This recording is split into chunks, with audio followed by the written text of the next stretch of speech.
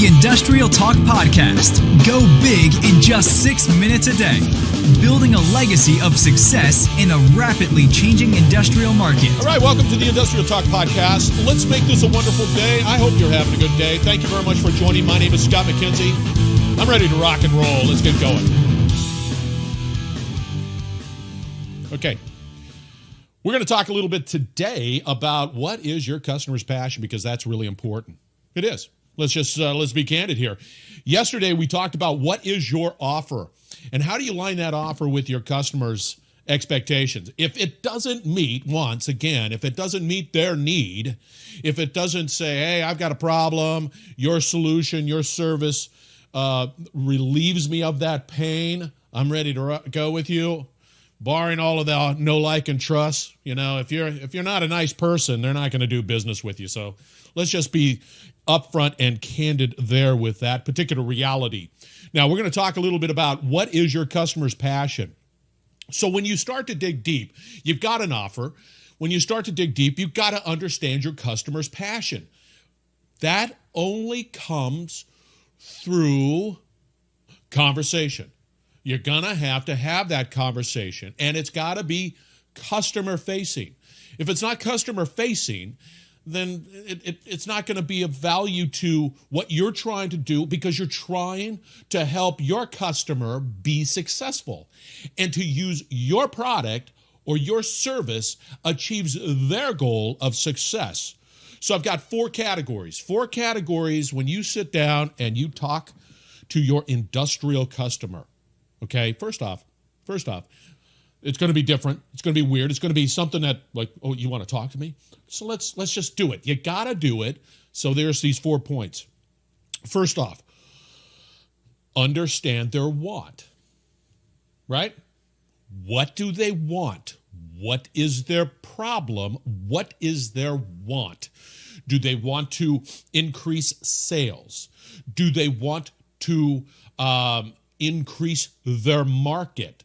Do they want to eliminate a problem? You're going to have that conversation. What is their want? And be customer focused, be customer directed. You want to know what they want. That's your want. You want to know that because it's important to know. What do they want? That's number one, their want. What are their fears? Their fear is going to be, hey, if I go down this road with you, and I mean, it can be a number of things, but if I go down this road with you, will it achieve what I want?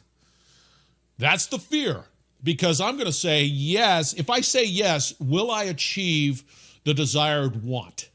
And that is whatever, increase sales, increase my market, increase whatever, eliminate this pain. That is going to be their fears. You've got to understand their fear and be able to address it in your strategies or solutions. Makes sense, right? So we got want, number one, fear, number two, and the thing is number three. The number three thing is, what do they stand for? This starts talking to the soul of that individual, the soul of that company. What do they stand for? Do they stand for improving the community? Do they stand for I don't like the way this company does what they do, and I'm not going to do that? And that's all important information for you to understand about your customer. Because once again, it's about how your services or solution or product helps them succeed. That's the bottom line. So what do they stand for? What's that soul, that industrial soul that they stand for? And that gets down to the conversation and the bottom line. I stand for, me personally, I stand for the fact that I want to do everything I possibly can to help you succeed. You do the best you possibly can, and the content needs to reflect that, period. What does your customer stand for? And then finally, what are they against? What just grinds their gears? What are they just like, okay, I just can't stand that. One of the things that me personally, have a struggle with, and that is I don't like to be late. I don't like to work with people who are late. And it's